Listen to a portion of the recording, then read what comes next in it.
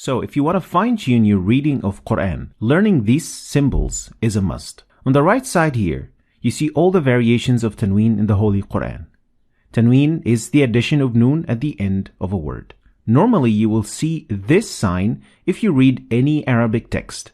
In the Quran, however, there are 3 variations for each type of Tanween, and this is what they mean. The first sign is the normal Tanween, in which you will fully pronounce and show the noon at the end of the word, like in this example. وَلَهُمْ عَذَابٌ عَظِيمٌ. The second sign means Tanween with assimilation. Assimilation means fusing the noon with whatever sound that comes after it, like in this example. وَعَلَى أَبْصَارِهِمْ غِشَاوَةٌ وَلَهُمْ عَذَابٌ عَظِيمٌ. So we fused the noon at the end of غِشَاوَةٌ with the waw that comes after it. So غِشَاوَةٌ وَلَهُمْ. The third variation means that you turn the noon in the Tanween into a meme, like in this example. أَفَكُلَّمَا جَاءَكُمْ رَسُولٌ بِمَا لَا تَهْوَى. So we turned the noon at the end of رَسُولٌ into a meme, as you can see in this example. The best way to train this is using ayahs that contain all 3 of them to hear the difference properly, like in this example. صُمٌّ بُكْمٌ عُمْيٌ فَهُمْ لَا يَرْجِعُونَ. Tanween al-Fath will have the same variations with a little bit of difference. So the first sign will be the full Tanween, in which you will fully pronounce the noon at the end of the word, like in this example. وَكُلَا مِنْهَا رَغَدًا حَيْثُ شِئْتُمَا. And this sign means the assimilation of noon with the coming sound, like this example. وَأُتُوا بِهِ مُتَشَابِهًا وَلَهُمْ فِيهَا. The last sign will be turning the noon at the end of the Tanween into a meme, like this example. وَلَنْ يَتَمَنَّوْهُ أَبَدًا بِمَا قَدَّمَتْ أَيْدِيهِمْ. Last is the Tanween of Kasr and its variations. And these are not so different from the previous 2. So this one is pronouncing the noon of the Tanween, like وَمَا اللَّهُ بِغَافِلٍ عَمَّا تَعْمَلُونَ. And this one for assimilation. لَن نَصْبِرَ عَلَى طَعَامٍ وَاحِدٍ فَادْعُ لَنَا رَبَّكَ. And the last sign is turning the noon at the end of the Tanween into a meme. Next is a sign that looks a little bit like the Sad, and it actually stands for wasl, and it refers to the Hamzat wasl, and it means that the Hamza or the Alif is not pronounced, like in this example. فَقَدْ اسْتَمْسَكَ بِالْعُرْوَةِ الْوُثْقَى لَا انْفِصَامَ لَهَا. As you can see, I'm completely ignoring the Alif in istamsak. So I said فَقَدْ اسْتَمْسَكَ. And the same way in the following word, لَا انْفِصَامَ لَهَا. So the Alif is completely not pronounced. Next is the sign that looks like sukun. However, it is not a sukun. Normally in Arabic texts, this sign would mean sukun.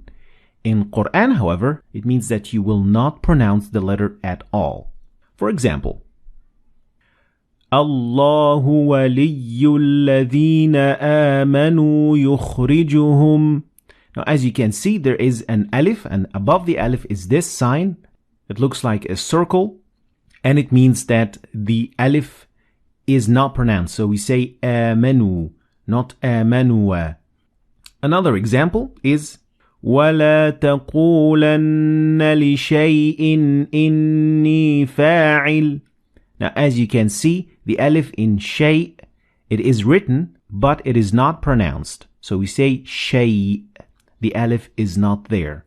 And if we read a little bit further, you'll see another example. وَلَبِثُوا فِي كَهْفِهِمْ 300 سِنِينَ.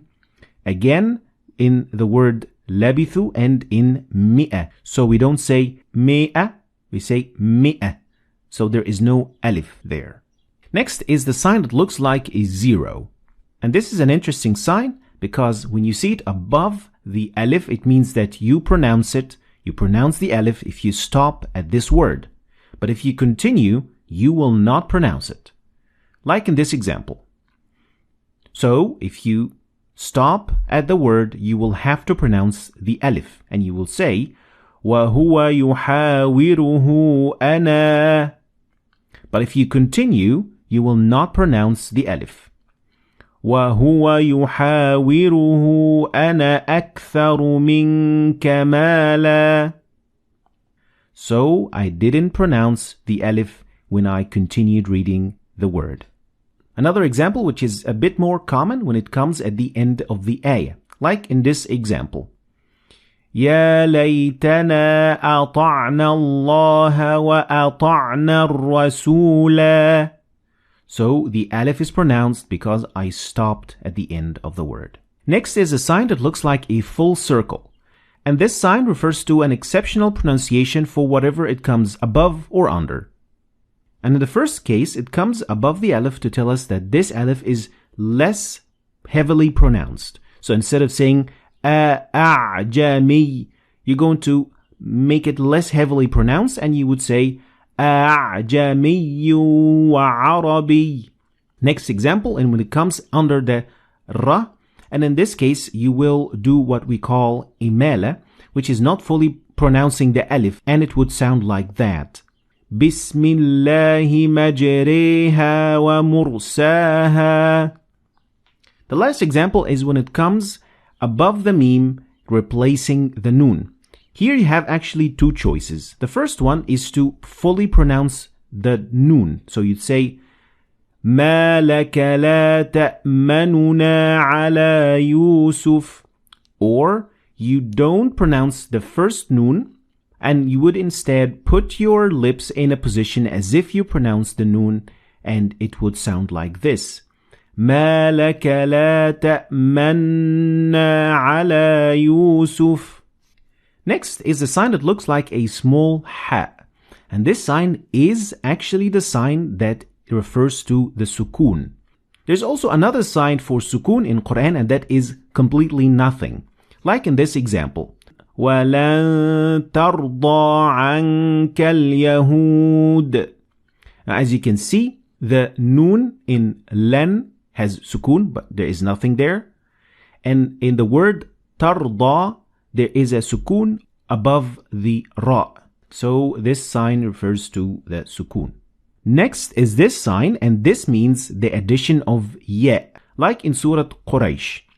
لِإِيلَافِ قُرَيْشٍ إِيلَافِهِمْ رِحْلَةَ الشِّتَاءِ. Now, as you can see, there is no ya in the word إِيلَافِهِمْ.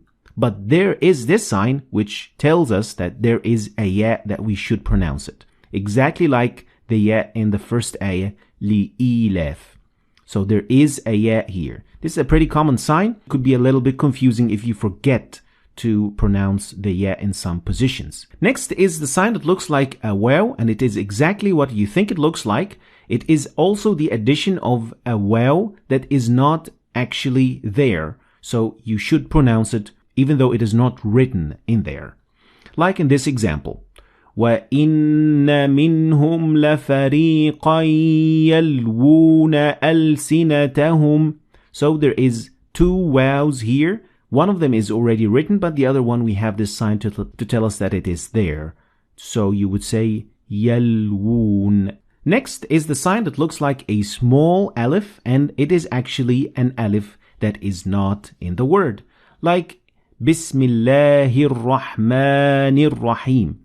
So we say Ar-Rahman, not Ar-Rahman. So there is an alif that is not part of the word. Next is the sign that looks like a noon. Again, this also refers to the noon, a noon that is not there in the ayah, but you must pronounce it. Like وَكَذَلِكَ نُنْجِي الْمُؤْمِنِينَ. Last is the sin, and there are two possibilities here for this scene. The first is when it comes above the sad, like what you see here, like in this example. وَاللَّهُ يَقْبِضُ وَيَبْسُطُ. And it means that even though the word is originally pronounced or written using the sad, like in this example, it is better or more common to pronounce the sin instead of sad. So it is better to say وَيَبْسُطُ. So you pronounce the sin instead of the sad. If it is the other way around, meaning that the sin is under the sad, that means that it is more common to pronounce this word with the sad instead of the sin, like in this example. أَمْ هُمُ الْمُصَيْطِرُونَ. So, in this example, it is better or more common to pronounce this word using the sad instead of the sin. So for those who watched the video until the end, I have a gift for you. You can find it in the description, download it, and use it for whatever is good. Thanks for watching. If you liked what you've seen today or learned something new, make sure you like and share the video for other people to learn from it. And don't forget to subscribe to my channel to see more videos like this. Thanks for watching, and see you next time.